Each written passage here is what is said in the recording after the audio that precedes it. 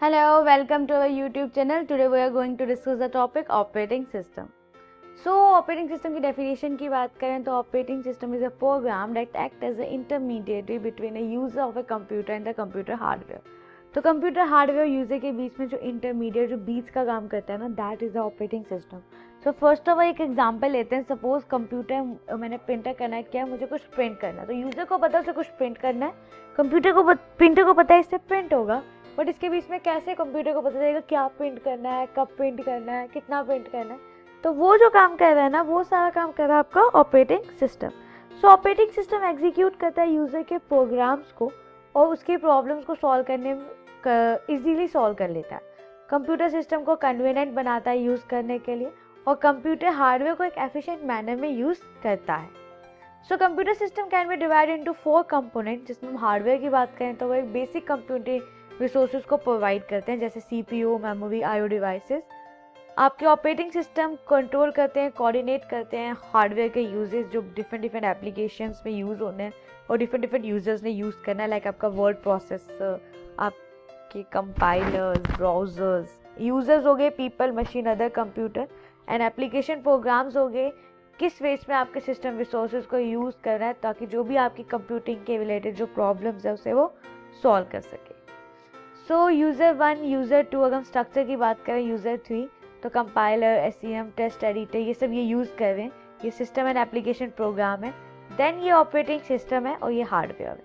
सो hardware और system जो user use कर रहे हैं उसके बीच का बेसिक जो है आपका वो है operating system. So what operating system do क्या करता है, कहते हैं ये पॉइंट ऑफ यूज़ पे डिपेंड करता है. तो यूज़र को क्या चाहिए, कन्वीनियंस चाहिए, इजीली चाहिए और एक अच्छी परफॉर्मेंस चाहिए. वो आपको ऑपरेटिंग सिस्टम देता है. उसको रिसोर्स यूटिलाइजेशन के भी केयर नहीं है.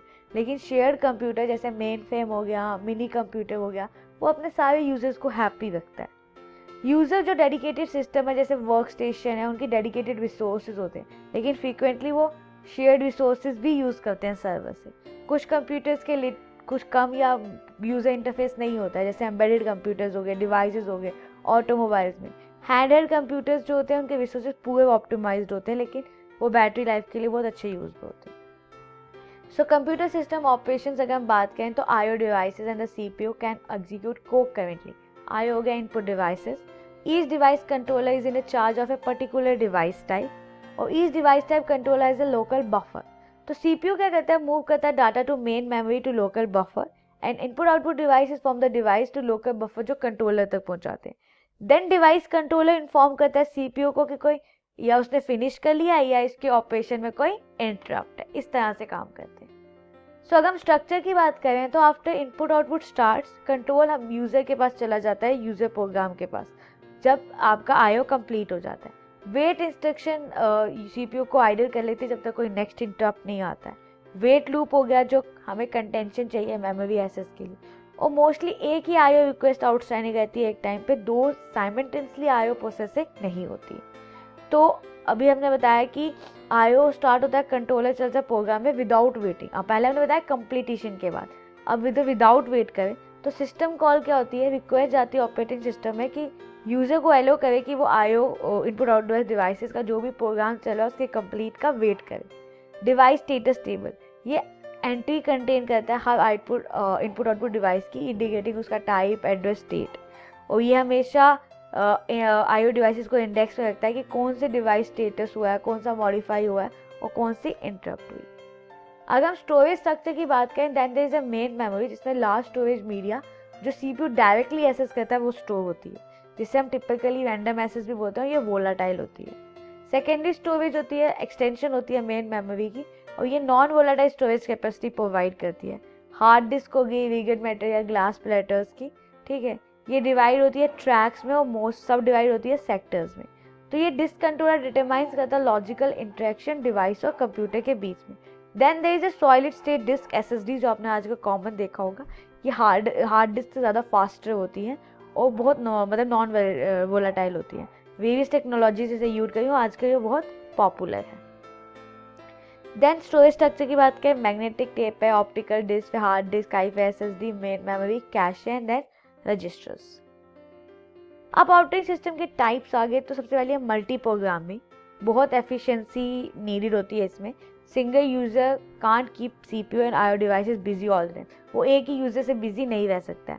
Multi programming organises jobs, so CPU has one two execute, और जो सबसेट है टोटल जॉब का उसको मेन मेमोरी में रखा जाता है। Then there is time sharing multitasking, ये एक लॉजिकल एक्सटेंशन है जिसमें CPU स्विच करता है जॉब सो फ्रीक्वेंटली कि user can interact with each job जब वो चल रहा है, रन कर क्रिएट कर रहा हो। इसमें रिस्पॉन्स टाइप शुड 1 सेकेंड से कम होना चाहिए।